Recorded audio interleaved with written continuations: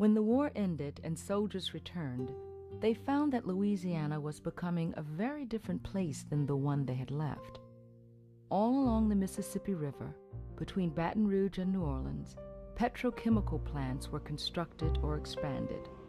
Oil production in the state jumped from 100 million barrels per year in 1940 to double that amount by the end of the decade.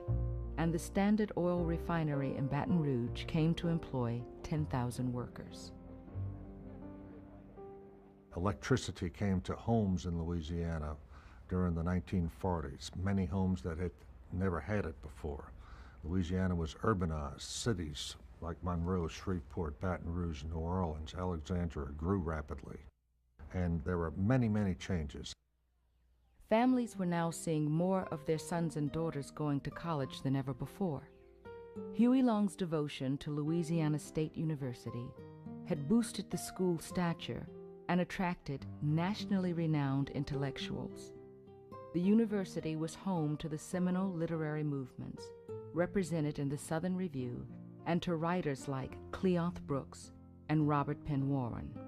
They were vigorous, creative minds, eager to get on with the study of literature, get on with a new way to approach literature.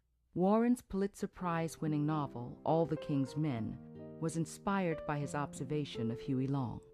He was writing that book during World War II, and he often said himself he had as much Mussolini in mind as he did Huey Long, that it was the question of the way that power was grasped, how it was exerted, how it came to affect people for the good and the bad. So he's looking at a political issue about leadership immediately after, the book comes out immediately after World War II, at a time when the whole issue of what kind of leadership, what kind of government can the free world maintain. Penn Warren is just one of the greatest writers who ever lived, and he did it all.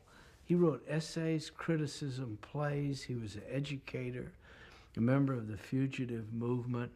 He was a great novelist, a Pulitzer Prize winner. He was a magnificent poet. There was nothing he did not achieve. Outside of LSU, the vibrant literary climate of Louisiana continued to foster native talent and to lure flourishing new writers. It was during this period that playwright Tennessee Williams settled in the French Quarter and peopled the American stage with slow, smoldering characters like Blanche Dubois and Stella Kowalski. He was just a marvelous writer, and certainly for actors, and for women. He understood women, I think, more so than most playwrights. He knew how to bring it out. Lovely sense of poetry in all of his writing, I must say. So rich for the exploration of the characters.